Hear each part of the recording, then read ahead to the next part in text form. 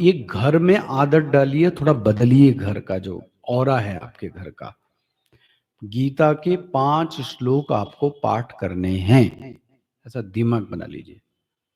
दूसरा, शाम के समय में, सायंकाल समय में विष्णु सहस्त्र नाम का पाठ करना है। कितना बहुत ज्यादा परेशानी है तो किसका पाठ कीजिए? गजेंद्र मोक्ष का। क्लियर हो गया? इससे कौन सा यज्ञ खत्म होगा? जो ऋषियों ने हम लोगों पर ऋण किया है, तो पहला यज्ञ क्या करना चाहिए? ऋषि यज्ञ। इसी को ब्रह्म यज्ञ भी बोलते हैं। क्यों? जो ऋषि हम लोगों के हुए, हर परिवार के कोई ना कोई ऋषि हैं, पता है आपको? चाहे आप ब्राह्मण हो, चाहे क्षत्रिय हो, चाहे वैश्य हो, चाहे शूद्र हो, चारों परिवार के कोई ना कोई ऋषि हुए हैं। उन ऋषि का कर्जा कैसे चुकाओगे आप? सिर्फ सिंपल उनके लिए क्या करें? पाठ करें, पहला। दूसरा, आपके जो पूर्वज हुए हैं, जिनका आपने क्रिमेशन या जिनकी मृत्यु हुई, उनका आपने ठीक से जो लास्ट समय का करना चाहिए वो चीजें आपने नहीं की। अब आधुनिकता की दौड़ में तो मैं देखता हूं हर व्यक्ति 3 दिन में ही खत्म करना चाहता है। सब कुछ खत्म कर दो 3 दिन में, और शास्त्र इसकी आज्ञा देता नहीं है। तो वो जो जीव है ना, वो अतृप्त रहता है, तो वो कहां निकालता है? वो आपके परिवार के ऊपर ही कष्ट देता रहता है। इसको बोलते हैं पितृयज्ञ। क्या बोलते हैं? पितृयज्ञ। वो 10-12 दिन की इसकी प्रोसीजर होती है। 12 दिन तक वो जीव यहीं पे रहता है। कहां? आपके घर पे ही। तो 12 दिन तक पता है घड़े में पानी रख के लटकाया जाता था। तो वो जो जीव है ना, वो पानी पीता था। कितने दिन? 12 दिन तक। उसके लिए अन्न रखा जाता था कि वो आएगा और अन्न खाएगा। अब हमने वो सब 3 दिन में ही खत्म कर दी। अब बेचारा मरने वाला व्यक्ति तो आपसे कुछ कह नहीं सकता।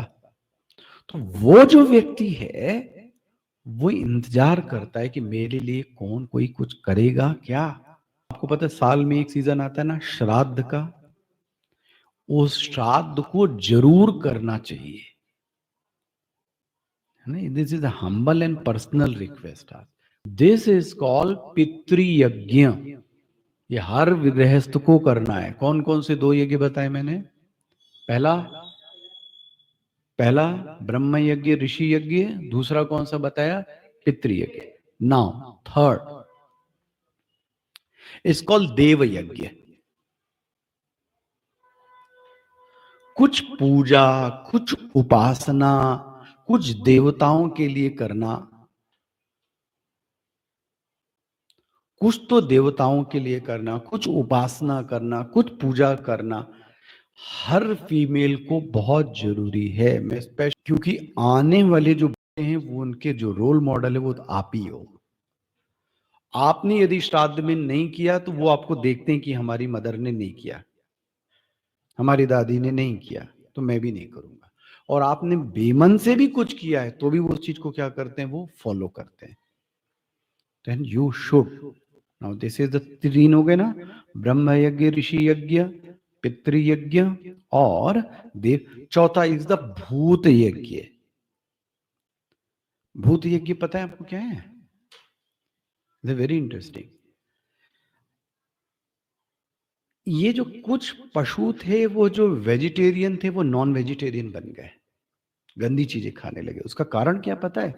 हम लोगों ने उनको अन्न देना क्या कर दिया? बंद कर दिया। अच्छा, कम से कम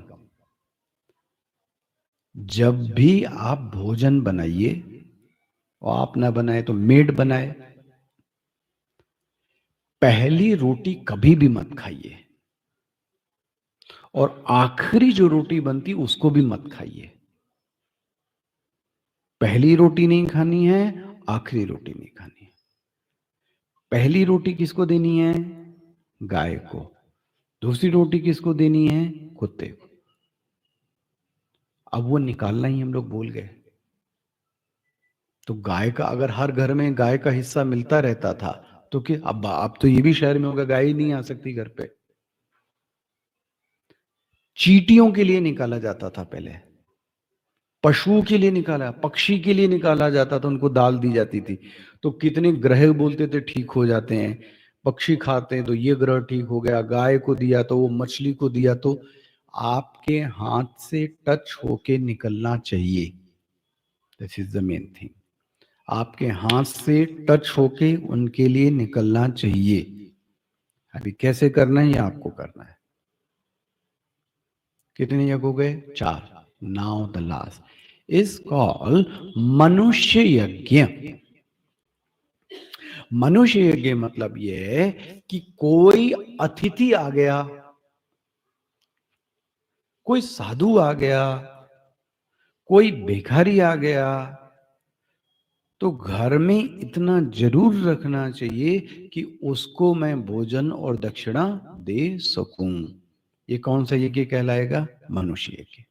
ये आपके लिए, गृहस्थ के लिए सर्वथा अनिवार्य कह रहा हूं। और जितना कर सकते इसमें कीजिए, इसका बहुत अच्छा रिजल्ट आएगा उस परिवार में।